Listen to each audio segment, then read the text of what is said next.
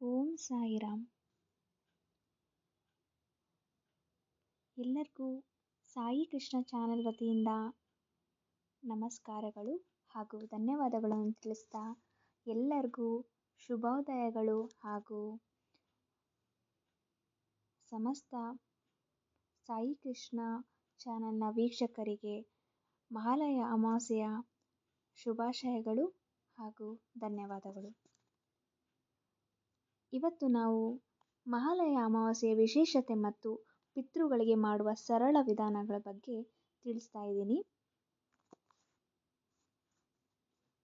ಮಹಾಲಯ ಅಮಾವಾಸ್ಯೆ ಅಂತ ಅಂದರೆ ಪಿತೃಗಳಿಗೆ ಇದು ಸಮರ್ಪಿತವಾದ ಅತ್ಯಂತ ಪ್ರಮುಖ ದಿನ. ಈ ದಿನ ಪಿತೃಗಳಿಗೆ ತರ್ಪಣ, ಶ್ರಾದ್ದ, ದಾನ, ಅವರ ಪೂಜೆಗಳನ್ನು ಮಾಡಿದರೆ ಅವರು ತುಂಬ ಸಂತುಷ್ಟರಾಗ್ತಾರೆ, ಖುಷಿ ಆಗ್ತಾರೆ. ಅದರಿಂದ ನಿಮಗೆ ಆಶೀರ್ವಾದವನ್ನು ಮಾಡಿ ಅವರು ಈ ಭೂಮಿಯನ್ನು ತೊರೆದು ಅವರ ಲೋಕಕ್ಕೆ ಅವರು ತೆರಳುತ್ತಾರೆ. ಪಿತೃಗಳ ಅನುಗ್ರಹದಿಂದ ನಮ್ಮ ಕುಟುಂಬದಲ್ಲಿ ಆರೋಗ್ಯ, ಐಶ್ವರ್ಯ, ಸಂತಾನ ಭಾಗ್ಯ ಮತ್ತು ಸಮೃದ್ಧಿ, ನೆಮ್ಮದಿ, ನಿಮ್ಮೆಲ್ಲ ಇಷ್ಟಾರ್ಥಗಳು ಆದಷ್ಟು ಬೇಗ ಈಡೇರುತ್ತವೆ. ಈ ಆಶೀರ್ವಾದನ ಪಡೆಯಲು ನಾವು ಏನು ಮಾಡಬೇಕು ಅಂತ ಅಂದರೆ ತುಂಬ ಸರಳ ಸುಂದರವಾದ ಪೂಜಾ ವಿಧಾನವನ್ನು ಹೇಳ್ಕೊಡ್ತಾ ಇದ್ದೀನಿ. ಬೆಳಗ್ಗೆ ಸೂರ್ಯೋದಯ ಆದ ನಂತರ ಎದ್ದು ಸ್ನಾನ ಮಾಡಿ ಶುದ್ಧವಾದ ಬಟ್ಟೆಯನ್ನು ಧರಿಸಿ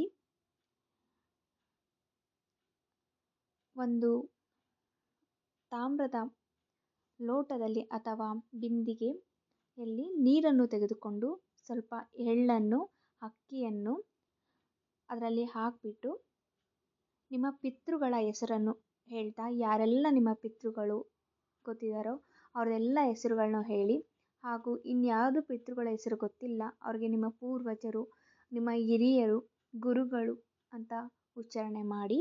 ಸೊ ಅವ್ರನ್ನೆಲ್ಲ ನೆನೆಸ್ಕೊಂಡು ಅವರ ಗುರುಗಳನ್ನ ಎಲ್ಲನೂ ನೆನೆಸ್ಕೊಂಡು ಸೊ ಅವ್ರಿಗೆ ಯಾವ ದರ್ಪಣವನ್ನು ಅಂದರೆ ನಿಮಗೆ ಈ ದರ್ಪಣವನ್ನು ಅರ್ಪಿಸ್ತಾ ಇದ್ದೀವಿ, ಇದರಿಂದ ನಮಗೆ ಒಳ್ಳೆಯದನ್ನು ಮಾಡಿ ನಿಮಗೆ ಮೋಕ್ಷವನ್ನು ಸಿಗಲಿ, ನಿಮ್ಮೆಲ್ಲರ ಆಶೀರ್ವಾದ ಸದಾ ನಮ್ಮ ಮೇಲೆ ಇರಲಿ, ನಮ್ಮ ಮನೆಯಲ್ಲಿ ಸುಖ ಶಾಂತಿ ಸಮೃದ್ಧಿ ತುಂಬಿರಲಿ ಅಂತ ಬೇಡ್ಕೊಳ್ತಾ ಆ ದರ್ಪಣವನ್ನು ಅಂದರೆ ನೀರನ್ನು ಭೂಮಿಗೆ ನೀವು ಅರ್ಪಿಸಬೇಕಾಗತ್ತೆ. ಸೊ ನಂತರ ನಿಮ್ಮ ಮನೆಯಲ್ಲಿ ಪೂಜೆಯನ್ನು ದೀಪ ಹಚ್ಚಿ ದೇವರಿಗೆ ನೈವೇದ್ಯ ಮಾಡಿದ್ದನ್ನು ಸಮರ್ಪಿಸಿ, ಸಾಧ್ಯವಾದರೆ ಯಾರಿಗಾದರೂ ದಾನ ಧರ್ಮ ಮಾಡಿ, ಯಾರೂ ಸಿಕ್ಕಿಲ್ಲ ಅಂತ ಅಂದರೆ ಬ್ರಾಹ್ಮಣರಿಗಾದರೂ ನೀವು ನಿಮ್ಮ ದಕ್ಷಿಣೆ ಅಥವಾ ಹಣ್ಣು ಹಂಪಲು ಮತ್ತು ಯಾವುದಾದ್ರು ದಾನ ಧರ್ಮ ಮಾಡಬೇಕು ಅಂತ ಅಂದ್ಕೊಂಡಿದ್ರೆ ಆ ವಸ್ತುಗಳನ್ನ ನೀವು ನಾನು ಮೊದಲಿನ ವಿಡಿಯೋದಲ್ಲಿ ತಿಳಿಸಿರೋ ಹಾಗೆ ಬಟ್ಟೆ, ಎಲೆ ಅಡಿಕೆ, ಊಟ. ಸೊ ಊಟ ಕೊಡೋಕ್ಕಾಗಲ್ಲ ಅಂತಂದರೆ ದವಸ ಧಾನ್ಯಗಳನ್ನ ಕೊಡ್ಬೋದು. ಸೊ ಇನ್ನು ಏನನ್ನು ನಿಮಗೆ ಕೊಡಬೇಕು ಅನಿಸುತ್ತೋ, ಛತ್ರಿ, ಸ್ಲಿಪ್ಪರ್ ಕೊಡ್ತಾರೆ, ಬಟ್ ಅದು ಬ್ರಾಹ್ಮಣ್ಸ್ಗೆ ಕೊಡೋದು ಚೆನ್ನಾಗಿರಲ್ಲ. ಸೊ ಹಾಗಾಗಿ ನಾನು ನಿಮಗೆ ಒಂದು ಗುರುಗಳಿಗೆ ಯಾವೆಲ್ಲ ವಸ್ತುಗಳನ್ನ ಕೊಡ್ತಾರೋ ಸೊ ಆ ವಸ್ತುಗಳನ್ನು ನೀವು ಬ್ರಾಹ್ಮಣರಿಗೆ ಅರ್ಪಿಸಿ. ಹಣ್ಣು ತರಕಾರಿ ಏನಾದರೂ ಆಗ್ಬೋದು. ಅವ್ರಿಗೆ ಅರ್ಪಿಸ್ಬಿಟ್ಟು ಅವ್ರಿಗೆ ದಕ್ಷಿಣೆಯನ್ನು ಸ್ವಲ್ಪ ಕೊಟ್ಬಿಟ್ಟು ಅವರ ಆಶೀರ್ವಾದವನ್ನು ಪಡ್ಕೊಳ್ಳಿ.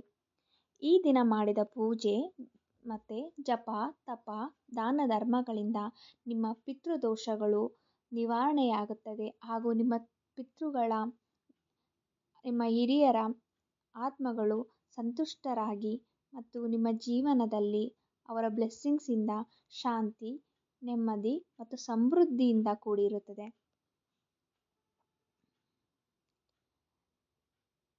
ಈ ಮಹಾಲಯ ಅಮಾವಾಸ್ಯೆಯಂದು ನೀವು ಮನೆಯಿಂದಲೇ ಸರಳವಾಗಿ ಪಿತೃಗಳಿಗೆ ದರ್ಪಣವನ್ನು ಮಾಡಿ, ಈ ದಾನ ಧರ್ಮಗಳನ್ನು ಮಾಡಿ, ಅವರ ಕೃಪೆಗೆ ಅನುಗ್ರಹವನ್ನು ಪಡ್ಕೊಂಡು ನಿಮ್ಮೆಲ್ಲ ಇಷ್ಟಾರ್ಥಗಳನ್ನು ಈಡೇರಿಸ್ಕೊಳ್ಳಿ.